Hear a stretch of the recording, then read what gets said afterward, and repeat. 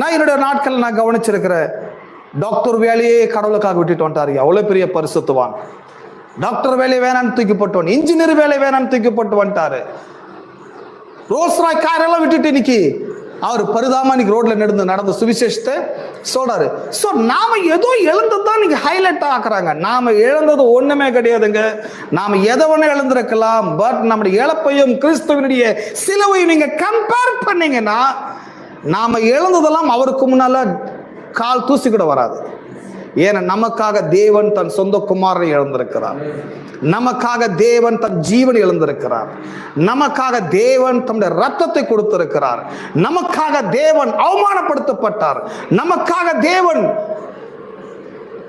தன்னை நிந்திக்க ஒப்பு கொடுத்தார், அடிக்க ஒப்பு கொடுத்தார், சாகுமடிக்கு ஒப்பு கொடுத்தார். சோ ஆகவே தான் பாருங்க, சுவிசேஷன்றது சில சொல்றதெல்லாம் சுவிசேஷம்